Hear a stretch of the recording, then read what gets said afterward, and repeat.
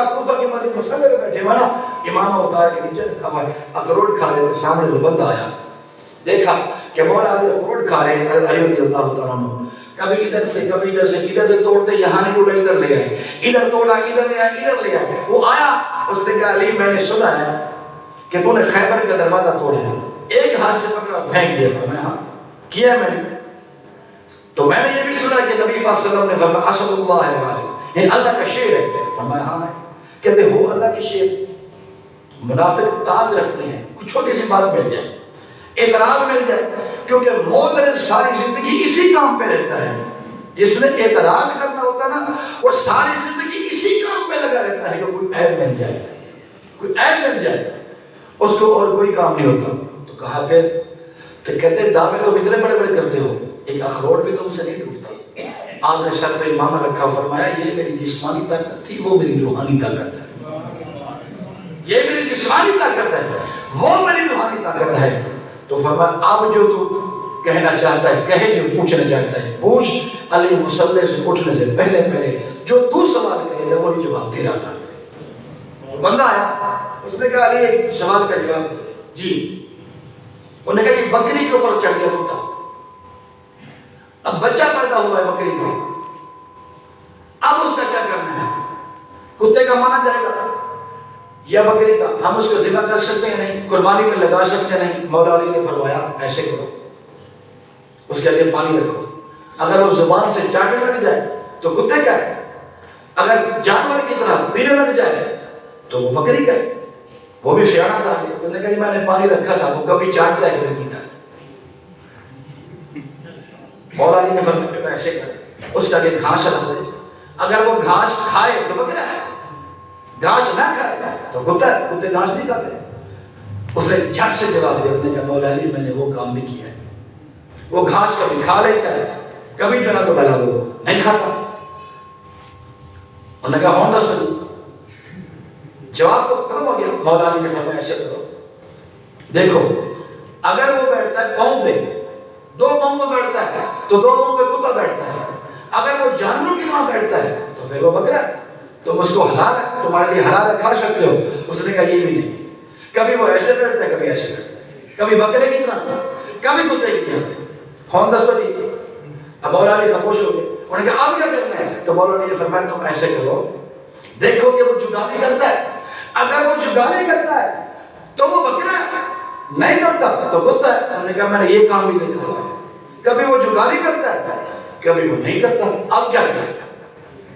اب دیکھا نا کہ وہ منافق سوال پہ سوال، سوال پہ سوال، سوال پہ سوال۔ تو مولا علی نے فرمایا بھی یہ ایسے نہیں جاتا، تو مولا علی نے فرمایا ایسے کر، وہ بکرا ہے کس کا؟ میرا ہے، کھائے گا گھر ہے۔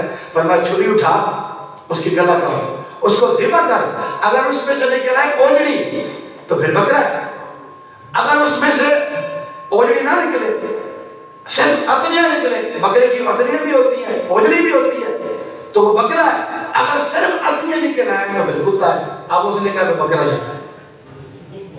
اب سوال بنتا نہیں تھا آگے، اگر میں اب سوال آگے کروں تو بکرا جان سے جاتا ہے، میرا بکرا گیا۔ انہوں نے کہا یہ اب مجھے پتہ لگ گیا وہ بکرا ہے، اب مجھے پتہ لگ گیا کہ وہ بکرا ہے۔ تو پتہ لگا کہ جو منافق ہے وہ صرف اور صرف ساری زندگی اعتراض ہی کرتا رہتا ہے، کیونکہ اس کو کوئی تعریف کی چیز ملتی نہیں ہے۔ اور حضور نے فرمایا کسی میں 10 خامیاں بھی ہے نا، اگر ایک حسن آ جائے نا تو 10 خامیوں میں پردہ ڈال دیتا ہے، اور خامیوں میں پردہ ڈالتے ہی رہو۔ نبی پاک نے فرمایا کبھی زندگی میں غور کر کے کونے میں بیٹھ جانا کہ تم نے کسی کی ایک خامی اچھالی ہے، تمہاری رب نے کتنی میں پردہ ڈالا ہوا ہے۔ تم نے ایک خامی اچھالی ہے کسی کی، تمہاری کتنی خامیوں میں میرے مالک نے پردہ ڈالا ہوا ہے۔ آج تم پردہ ڈال دو گے، کل اللہ تمہارے پر پردہ ڈال دے گا۔ یہ تو 10 بندوں کے سامنے ننگا ہوگا نا، 20 کے سامنے ہوگا، 50 کے سامنے ہوگا، تم میدان محشر میں ہو جاؤ گے۔ تو نبی پاک نے فرمایا جو محشر میں اس کام سے بچنا چاہتا ہے وہ لوگوں میں پردہ ڈالے، لوگوں کے عیبوں میں پردہ ڈال، دیکھو اسے نصیحت کر دو، سمجھا دو، نہیں سمجھتا وہ جانے رب جانے، قبر اس کی اپنی ہے، حشر اس کا اپنا ہے، تمہارا کام صرف نصیحت کرنا ہے۔ سب سے بڑے ناصح، سب سے بڑے نصیحت کرنے والے رسول اللہ ہیں۔ کبھی دیکھا کہ رسول اللہ نے کبھی سنا کہ ڈنڈا اٹھایا کسی کو سمجھانے کی؟ نہیں، اللہ کے نبی کو زبان سے نصیحت کر کے سمجھا دے، ہمیں علم کے ذریعے، حدیث کے ذریعے، احکام خدا کے ذریعے اور اپنی سنتوں کے ذریعے، اپنی اطاعت کے ذریعے ہمیں بتایا ہے کہ یہ راستہ اچھا ہے، یہ راستہ برا ہے، اس پہ چلو گے تو فلاح پا جاؤ گے، اس پہ چلو گے تو جہنم کے راستے پہ چلو گے۔ نبی پاک نے ساری چیزیں ہمیں بتا دی ہیں، اور نبی پاک صلی اللہ علیہ وسلم نے فرمایا لوگوں اگر کوئی چاہتا ہے کہ میرا دل ٹھنڈا کرے، میری آنکھیں ٹھنڈی کرے تو نماز پڑھے۔ مجھے ہر جمعے یہ گلہ ہوتا ہے کہ لوگ نماز نہیں پڑھتے، باہر گلی میں کھڑے رہتے ہیں نماز نہیں پڑھتے، دروازے میں کھڑے رہتے ہیں نماز نہیں پڑھتے۔ یار بچہ 2000 کا نقصان ہو کر کے آ جائے، اس کا گرمان پکڑ کے اس کو تھپڑ مار دیتے ہو، جو اپنی آخرت کا نقصان کر رہے ہیں اسے کیوں نہیں کہتے؟ بچے سے کاروبار میں نقصان ہو جائے، اس کو اتنا ڈانٹ پڑتی ہے کہ وہ گھر سے بھاگ جاتا ہے، خوف سے گھر نہیں آتا۔ کل تم چاہتے ہو کہ ہماری اولاد جہنم میں جائے؟ کب چاہتے ہیں کہ ہماری اولاد جہنم میں جائے؟ کوئی بندہ نہیں چاہتا، دنیا میں نہیں چاہتا کہ میری اولاد کو تکلیف ہو، میری اولاد کسی پریشانی میں آئے۔